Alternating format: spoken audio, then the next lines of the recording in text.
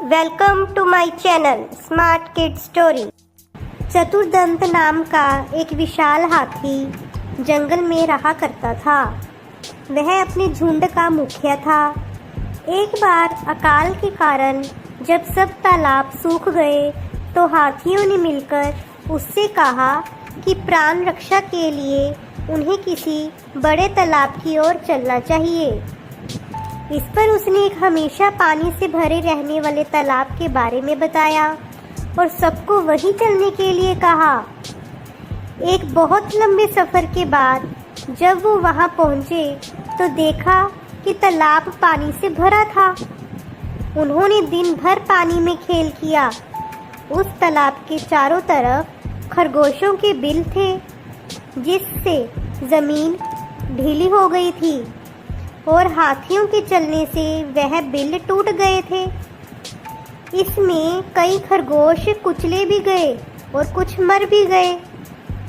हाथियों के जाने के बाद बचे हुए चोटिल खरगोशों ने एक बैठक की और सोचा कि आसपास कोई और तालाब ना होने के कारण हाथी अब रोज यहीं आएंगे, जिससे जल्दी ही सब खरगोशों का खात्मा हो जाएगा। एक खरगोश ने कहा, अब हमें इस जगह को छोड़ देना चाहिए ताकि जान बच सके। लेकिन बाकियों ने कहा, हम अपने पूर्वजों के स्थान को नहीं छोड़ सकते।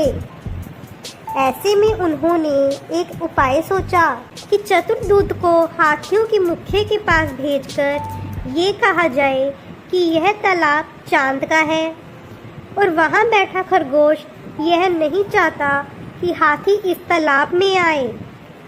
इसके बाद लंबकर्ण नाम के खरगोश को दूत बनाकर भेजा गया, जो तालाब के समीप एक ऊंचे टीले पर बैठ गया।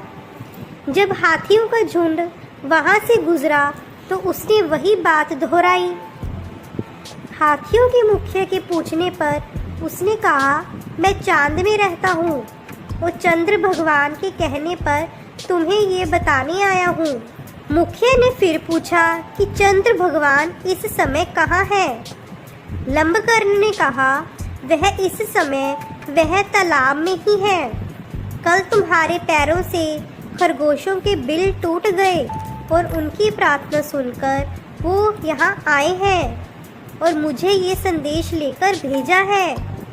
हाथी ने फिर कहा, तुम मुझे उनके दर्शन करा दो तो मैं अपने दल के साथ वापस चला जाऊंगा। लंबकर्ण हाथियों के मुखिया को तालाब के पास ले गया और वहां पानी में चांद की छाया दिखाई।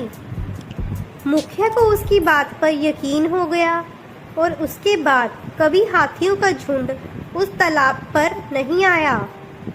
इस कहानी से हमें यह सीख मिलती है कि कठिन समय में भी अपनी सूझबूझ नहीं खोनी चाहिए।